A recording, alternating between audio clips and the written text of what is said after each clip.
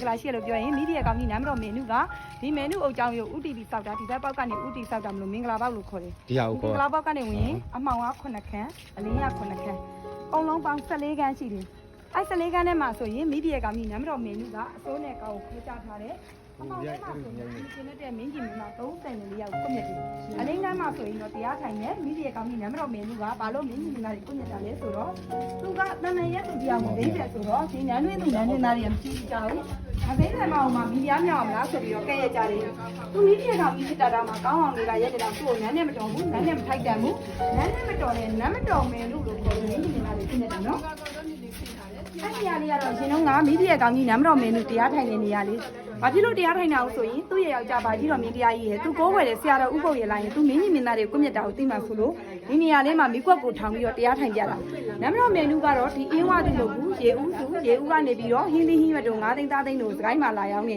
အားရပုံတဲ့အပြန်မှာအေယာဝတီမြင်းကမ်းလေးမှာရေဝင်ချိုးတယ်ရေဝင်ချိုးတော့သူ့ရဲ့ရေလဲလုံးကြီးကဆွန်အားချီသွားတယ်ဆွန်အားချီလိုက်တဲ့အချိန်မှာလေပွေရတိုက်တော့ဆွန်အားမနိုင်တော့ဖြုတ်ချလိုက်တော့ဘရင်ရဲ့အပြိုတော်နန်းပြတ်မှာသွားချိတ်တယ်ဘရင်ရဲ့အပြိုတော်နန်းတောင်ဆိုဒီเจ้าမဟုတ်ဘူးညော်ပြင်းရဲ့နောက်ခါမှာနန်းတောင်ရှိတယ်အဲ့ထမိန်ကအဲ့မှာသွားချိတ်တာအဲ့ဟာနဲ့ဗာကြီးတော်မင်းတရားကြီးကဒီထမိန်ကတော်တော်ထူးဆန်းတယ်ဖုံးကန်ကြီးတဲ့မိန်းမပဲဖြစ်ရမယ်ထမိန်ပိုင်ရှင်ကိုမောင်းတူပြီးလိုက်မင်းနှန်းဆိုတော့အေယာဝတီမြကမ်းပေးမှာရေချိုးနေတဲ့နမ်းမတော်မင်းလူဖြစ်နေတာနမ်းမတော်မင်းလူကတမျိုးနယ်တုန်းမှာရုပ်ရည်ရချောမောလာပါတော့ဗာကြီးတော်မင်းတရားကြီးကနမ်းမတော်မင်းလူကို7နှစ်ရွယ်မှာဒီနန်းညွန်းနဲ့ကိုခေါ်ဆောင်လာတယ်အပြိုတော်မှာထားတာလေ16နှစ်ပြည့်မှာဒီပြားမြောက်တဲ့အသက်30မှာမိဒီကောင်ကြီးဖြစ်တယ်အသက်40မှာနမ်းမတော်မင်းလူကိုပွဲလို့ပါနော်ဒီဘက်ကလည်းနေရာနဲ့ပြမယ်နော်ပြေးလိုက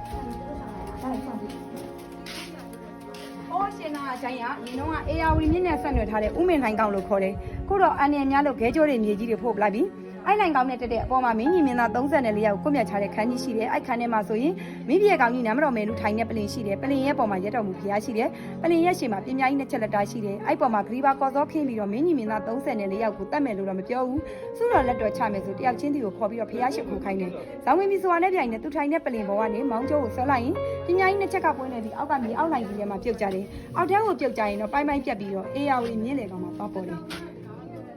မြင်းဟိုပါကြီးတော်မြင်းတရားကြီးကိုနမ်းမတော်မေလူကချစ်လို့ကြိုက်လို့ယူခဲ့တာမဟုတ်ဘူးစီးစိတ်လေးအာနာနေမလို့ယူခဲ့တာဆလင်းလေးသားမှာဟိုထီးနှန်းတည်ရင်တော့ဘင်းရဲ့စားပွဲတော်ထဲမှာအစိတ်ခတ်တက်လိုက်တယ်အစိတ်ခတ်တက်လိုက်တော့ဘင်းရဲ့ညီတာယာဝတီမြင်းကမြင်သွားတာကိုယ့်ရဲ့ယောက်ျားရဲ့စားပွဲတော်လေးတော့စိတ်ခတ်တက်ရဲတယ်မိန်းမတာယာဝတီမြင်းကလည်းနမ်းမတော်မေလူကိုလိုက်ပြီးတော့ပြတ်တယ်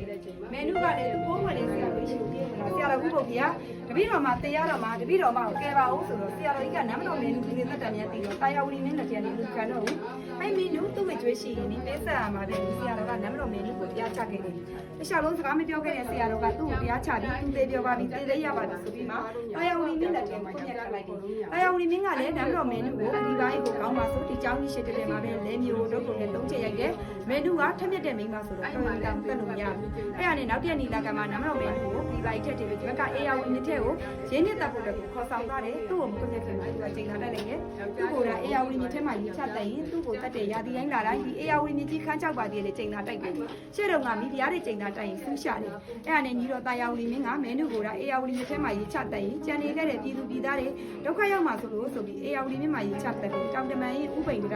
နင်းမနေတော့မှခေါ်ဆောင်သွားတယ်အဲ့ကိုရောက်တော့ဒီပါကြီးတက်ထည့်ပြီးတော့ရင်းနှစ်တက်ခဲ့တယ်မဲလူကလည်းအဲ့မှာသူ့မသိခင်မှာချိန်လာတိုက်သွားတယ်ယောက်ျားတွေကသူ့မိန်းမသားမတမ်းမနေတစ်ခါရိုက်တက်တာနဲ့အားမရဘူး3နေရာ3ဌာနရွှေ့တက်လို့ဥပိန်ကိုရောက်ပြီးဆိုရင်ကြားဆိုတဲ့စကလုံးမလုံးအောင်ကြားလို့မအော်ဘူးကြားရင်မရဘူးအဲ့လိုအော်ခဲ့မယ်အဲ့လိုခဲ့မယ်ဆိုရင်စိတ်ကောလူရောပြောင်းပြီးတော့ဥပိန်တရားပေါ်ကနေခုံချရည်တွေပေါက်လာတယ်ခုံချရင်လည်းတေမပုံမှပေါ်လာတယ်မဲနုရဲ့အုပ်ကတော့တောင်တမန်ကြီးဥပိန်ချောင်းသူ့ရဲ့ဝိညာဉ်ကတော့ချိုးချက်တဲ့အကြောင်းကနော်အမောင်ကလည်းကလည်းကိုလည်းကလည်းမှာဟာဒီခါလေးမှာခါလေးပဲနော်ဆလေးကလည်းမှာဒီခန်းမှာပ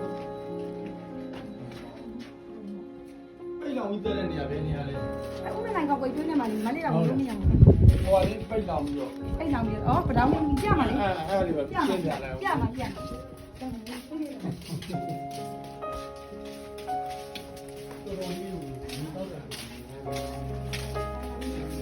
ာရင်းတို့ရှိတယ်နော်ဒီတော့ရှိတော့ပါလေမရှိဘူးလား